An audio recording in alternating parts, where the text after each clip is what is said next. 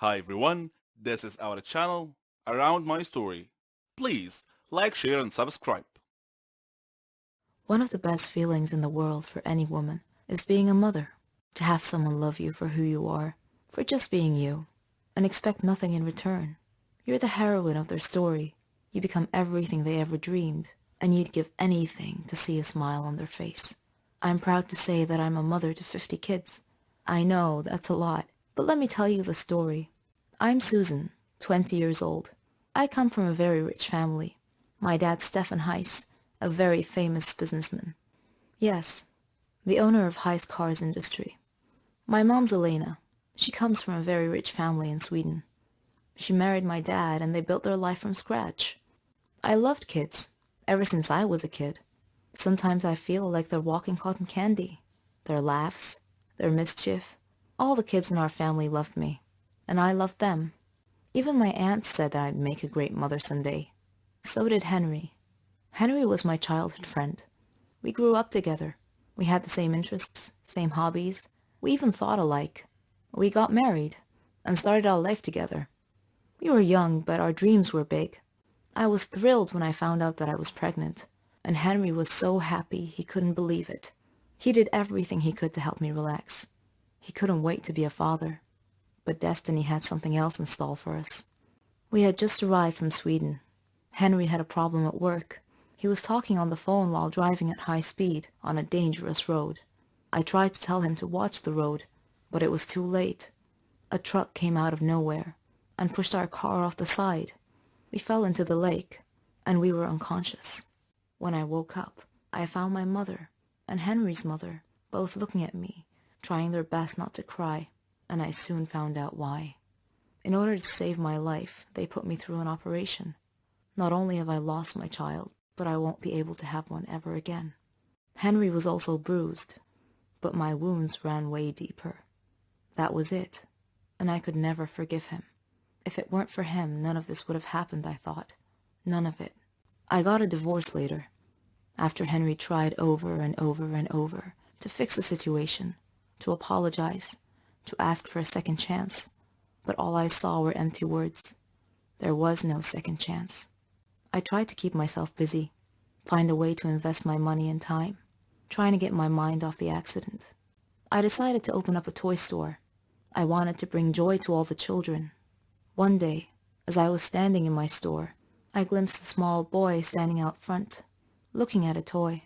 The boy was alone, about 8 years old, but that wasn't all. His clothes were patched up and looked more like rags. His face and hands were dirty, and he just stood there, looking at the doll, daydreaming.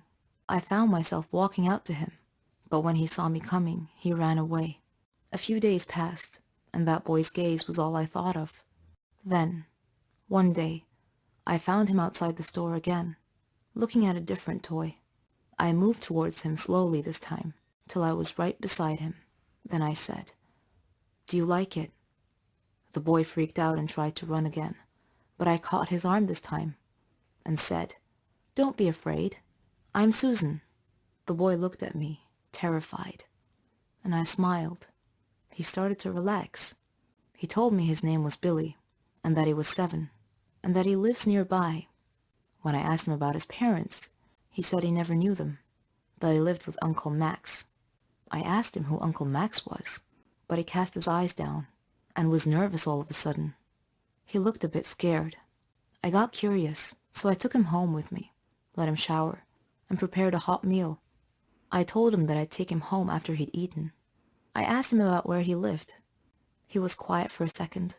Then he said he had to go, that his brothers and sisters were waiting for him. I asked him how many he had. "Around 50, he said. I was shocked.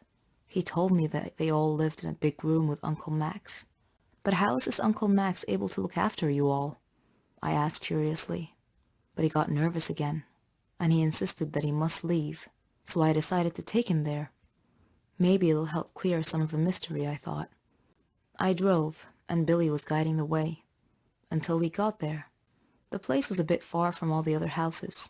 It looked more like a dump, with some sort of shack built on it. A man was standing in front of the door, holding a kid by the arm and beating him senseless. The boy was younger than Billy, and Billy was shaking next to me, mumbling to himself, "He's gonna hit me too. I'm so late." Then he turned to me and said, "Bye, Susan. You have to leave now, quickly."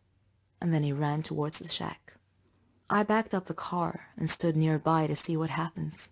The man hit him hard across the face, and I heard him say, "Where's the money you stole today, boy?" Billy turned out his empty pockets, and the man dragged him inside by the collar. I wanted to help, so I decided to call Henry, who was more than happy to answer my call. I told him what had happened, and he came to me. We approached the shack together slowly and looked through the window. A lot of children, ages from 3 to 7. The place was a real dump. The man was sitting at a table. It had food and drink. Billy was dragging a heavy sack on the floor, and another kid was carrying a cup to bring to the man, who snatched it out of the boy's hand. Then he got up and started waking the rest of the kids, telling them to get out there and bring him money, that they would face a real nightmare if they didn't. I wanted to barge in, but Henry stopped me. He called the police instead. The police came quickly, and they caught the man. Apparently, he kidnapped these children from parks and surrounding areas, so they could steal for him, and he would starve them and beat them. The police didn't know what to do with all the children, and I felt like this was my second chance. I told the police that I would build a home big enough, and I would take them all in, to give them the care and love that they deserve. And that is how I became a mother to 50 kids.